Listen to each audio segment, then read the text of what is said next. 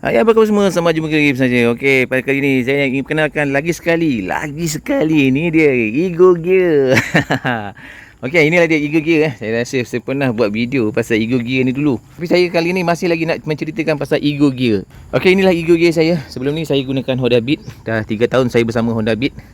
Tapi akhirnya saya dah jual Honda Beat saya tu sebab yalah kan dah 3 tahun. Itu yang pertama lah. Yang kedua, Honda Beat ni ada isu lah di Indonesia. Kalau awak tengok di YouTube, awak akan jumpa lah apa isu dia. Isu yang paling besar sekali bagi Honda Beat adalah chassis. Chassis Honda Beat sangat nipis, lepas tu dia patah. Saya bukan buat cerita ni suka-suka. Memang benda ni adalah isu besar yang berlaku di Indonesia. Yang nak minta ganti rugi, yang suruh recall terhadap chassis tersebut. Tapi saya tak tahu apa kesudahan dia. Dan kalau awak nak tahu lebih lanjut, awak tengoklah dalam YouTube. Okey, inilah dia Ego Gear. Salah satu sebab kenapa saya memilih Ego Gear ialah saya pun dah nak beralih arah dah pakai Honda Beat dah 3 tahun. Jadi teragak pula nak pakai Ego Gear. Sebenarnya ada banyak lagi pilihan. Selain daripada saya pilih Honda Beat, saya boleh pilih Honda Vario, saya boleh pilih Suzuki. Tak semestinya kita pilih skuter Jepun. Daripada gaya hidup saya lah kan, saya sebenarnya lebih suka simple. Simple tu maksudnya gaya tunggangan saya tak adalah macam agresif sangat. Menjadi seorang pengguna motosikal ni dah lebih daripada 25 tahun. Dah lebih dah. Jadi saya dah, kalau nak cakap pasal experience tu lah, tentang penggunaan motosikal, buruk baiknya menunggang motosikal secara laju, apakah akibat-akibat disebabkan oleh motosikal yang boleh menyusahkan kita dan sebagainya lah. Jadi pada saya lah, disebabkan saya juga ada kenderaan 4 roda kan. Jadi kita seperti ini sebenarnya dah cukup memadai untuk perjalanan harian saya. Ini sudah memenuhi apa yang saya nak. Inilah dia Ego Gear. Satu masa dulu saya pernah review pasal motor ni. Itu adalah motor kawan saya yang saya pinjam daripada dia. Dan bila saya dah review pasal motor tu, yes, secara langsung perkara tersebut menarik minat saya. Dan juga saya ingin menukar skuter saya. Sebab kan saya dah pernah review Ego Gear ni. Dalam masa sama saya juga ada cari maklumat tentang Ego Gear. Antara kelebihan Ego Gear ni kan, chassis dia cukup besar tau. Jumpa skuter yang saiz macam ni, yang chassis dia besar. Salah satu chassis skuter yang agak besar adalah Ego Gear. Awak tengok kat situ. Nampak tau. Chassis dia cukup besar. Dia besar. Start daripada chassis dari tepi dia sampai tulang tengah dia ni memang besar. Sampai kepada bahagian belakang ni tengok pada bahagian dalam ni dia punya chassis memang besar. Besar dan bercat. Cat dia penuh. Maybe disebabkan oleh isu skuter Honda Beat ni, dia punya chassis tu lembut dan dia mudah berkarat. Pihak Yamaha telah melakukan sesuatu yang terbaik lah. Bagaimana untuk menjadikan Ego Gear ni lebih kukuh. Itu yang saya suka sekali lah. Ketika saya ingin membeli Ego Gear ni, pada ketika ni dah ada warna yang lebih baru lagi. Yang ada warna kuning, ada kuning kat sini. Tapi yang paling senang faham, yang model baru dia ada satu logo Yamaha kat sini. Kecil je. Tu Yamaha itulah. Tapi saya tak minat lah yang warna tu. Bagi saya memang minat warna yang macam ni. Sebab pada saya warna dark blue macam ni memang, pada pendapat saya, dia menjiwai apa yang saya nak. Ego Gear saya ni telah menjakau perjalanan sebanyak 3,656. Lebih kurang dalam 3 bulan 1 minggu lah. Saya gunakan motosikal ni kadang-kadang ketika jalan jam, ketika saya nak masuk bandar, saya nak pergi ke pasar malam ke, kat masa dalam keadaan jam saja di KL ni kan. Jadi pada ketika tu saya akan tunggang skuter ni. Kalau satu masa dulu saya pernah review pasal motor ni, kali ni saya nak cerita pada anda apakah yang saya alami setelah saya benar-benar menjadi pemilik Ego Gear. Pada pendapat saya, Ego Gear ni adalah sebuah skuter yang sangat beza tunggangan dia dengan Honda Beat. Memanglah bentuk dia sama, ada sebuah skuter, tapi cara dia punya performance dia berbeza dengan Honda Beat. Kalau ikut pendapat saya, Ego Gear dia punya performance dia, bila awak rem dia cepat dapat. Dia cepat pergi. Tapi kalau awak nak banding dengan Honda Beat, dia cepat pusing hati. Awak boleh rasa dia punya pusingan lebih laju lah, tapi mengikut sisi lah Dan sisi ni maklum sajalah, ini 125 dengan yang tak sepadan bagi saya. Tapi kalau nak banding dengan Honda Beat pada pendapat saya lah peribadi, Honda Beat lebih best pada saya. Honda Beat dia punya move tu, punya tarikan tu, memanglah dia malar, tapi dia punya malar tu memang penuh dengan tenaga. Daripada 0 hingga 60, saya boleh rasa dia punya performance tu pergi cantik saja. Memang terus Ego Gear tinggi, itu dia macam turun sikit. Ego Gear ni tayar standard dia tak seperti Honda Beat. Honda Beat standard tayar belakang dia adalah 90/90. Tayar depan Honda Beat adalah 80/90. Tayar Ego Gear memang kecil, iaitu 70/80. Dia agak kecil bagi saya. Dengan bunga sport dia, jadi dia kurang bunga halus-halus lah. Jadi ketika saya tunggang motosikal ni di lebuh raya, saya memang agak goyang sikit. Saya tak tahu kenapa. Saya rasa macam ringan sangat pada bahagian depan. Terutama kalau saya bersisir dengan lori ataupun corner yang agak tajam dengan keadaan hari hujan. Jadi sebab tu saya dah tukar tayar dia. Okey, daripada segi tunggangan antara Ego Gear Ego Gear dengan Honda Beat, secara jujur nafikan tunggangan Honda Beat lebih mantap. Saya walaupun kepala dia agak besar sikit kan, besar kan, kalau awak tengok besar kan, kepala dia besar, nampak macam tegap. Tapi Honda Beat tu kalau selisih dengan lori ke, selisih dengan kereta ke, kita tunggang di lebuh raya ke, dia apa yang saya cakap ni apa yang saya alami. Mungkin pengalaman awak agak berbeza apa yang saya alami, sebab saya dah tunggang Honda Beat dah 3 tahun. Saya compare dengan Ego Gear, Honda Beat tu 110. Walaupun dia 110 ni, tapi maybe chassis, design chassis, tapi itulah chassis dia tak kuat, tu masalah dia. Tapi dia punya structure, dia punya tunggangan tu beza. Lepas tu ringan bagi saya lah. Ini sekarang ni saya dah tukar tayar, dia kurang sikit lah dengan saya tambah balancer. Okey, tak compare dengan Gear dengan Honda Beat adalah setelah 3 tahun saya dengan Honda Beat, 3 bulan saya dengan Ego Gear, saya dapat rasakan Honda Beat lebih best dia punya fork. Ego Gear ni fork dia pendek. Tengok fork ni boleh terjunam sampai sini maksimum. Sampai kan kadang-kadang saya langgar lubang. Kalau Honda Beat tak pernah berlaku macam ni. Nampak tu? Ni kesan minyak dia yang paling atas sekali. Kita tengok pada bahagian sebelah. Nampak? Nampak tu? Yang awak tak nampak, saya tengok nampak tu? Ni dia boleh menjunam sampai habis. Menjunam habis. Bukan kerana nak kata bawa barang, nak kata berat, sama je. Saya pun pernah gunakan Honda Beat. Ini disebabkan saya naik 2 orang.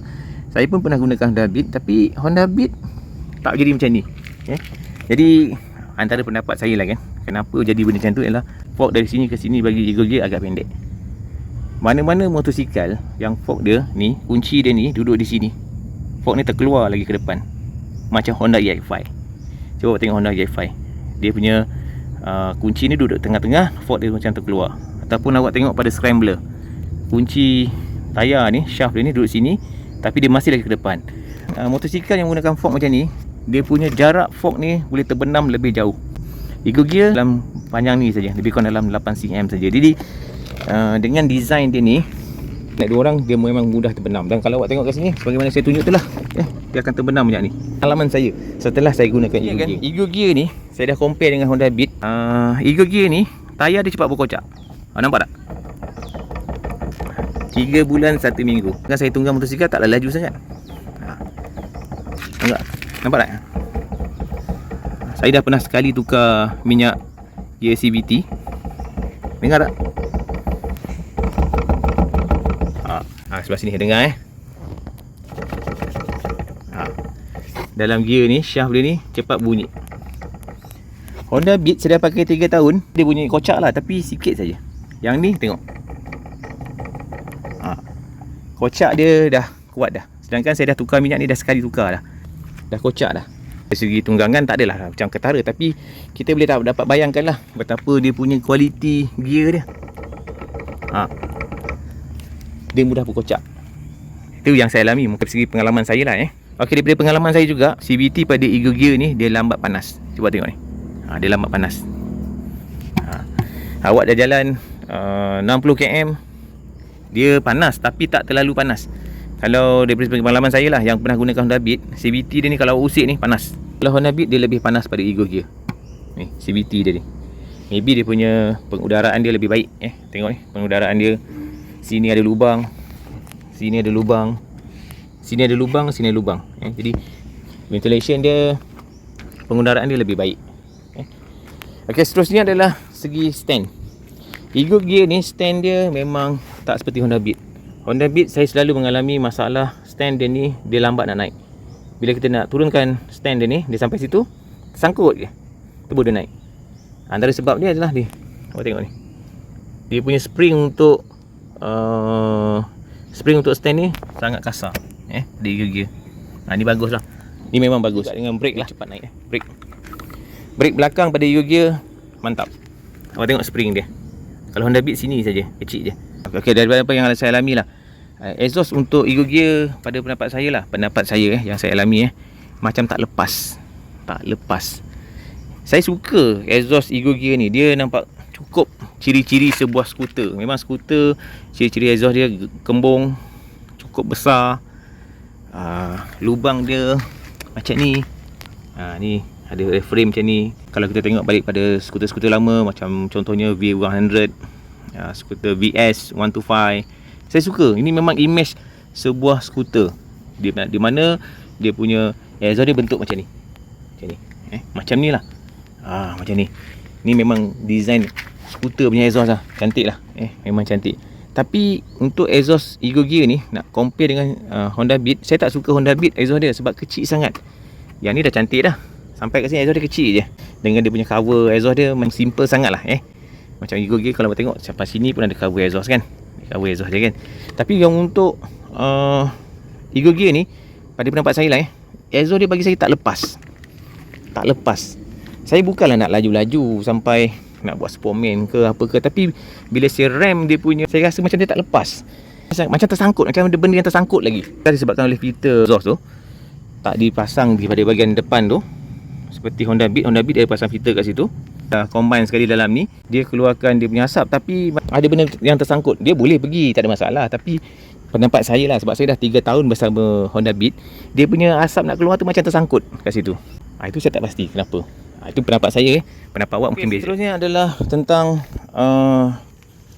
penutup minyak Ego Gear saya. Saya dah tambah aksesoris ni. Kenapa saya tambah aksesoris ni? Puncanya adalah disebabkan oleh penutup minyak Ego Gear ni. Tak tahulah yang saya punya ke, awak punya ke. Awak cuba check balik lah. Kalau ikut pendapat saya lah, ketika saya nak buka, dia terlalu ketat. Memang ketat. Dah lah ketat, dia cetek nampak. Pada bahagian tepi dia ni, kalau kita nak pegang, dia kecil sangat. Kalau yang standard, kita nak buka, alamak ketatnya, terlalu ketat. Jadi untuk mengatasi perkara tersebut, saya dah buat 2 perkara. Pertama, saya tambah aksesoris ni lah, supaya saya boleh pegang. Kedua, setelah bengkokkan sikit pada bahagian ni, saya release sikit bengkok ni, tak nak terlalu ke dalam lah. Nanti dia akan jadi terlalu ketat, saya tolak dia keluar sikit. Itulah perkara yang saya dah lakukan. Ketika kita isi minyak, ada minyak sikit dekat sini kan, tak ada masalah. Macam ni kan, saya dah buka, saya tutup, senang. Tapi dia ni akan jadi susah. Luang minyak tu dah kering, cuba awak buka. Kalau yang standard, tak ada masalah yang saya hadapi. Seterusnya adalah pembuka plug. Saya pun cari di manakah pembuka plug Ego Gear ni. Adakah saya tak dapat, atau memang Ego Gear dia tak ada pembuka plug? Tak ada pembuka plug. Bagi saya pembuka plug tu penting, sebab saya nak gunakan pembuka plug tu ketika kita nak buat servis. Jadi pada Ego Gear ni, kedai kata memang tak ada, dia kata. Jadi sebab tu saya terpaksa belilah pembuka plug sendiri di online. Kena beli sendiri punya pembuka plug. Saya pun tak faham kenapa Ego Gear tak ada pembuka plug. Pernah saya beli motosikal tak ada pembuka plug, Ego Gear tak ada.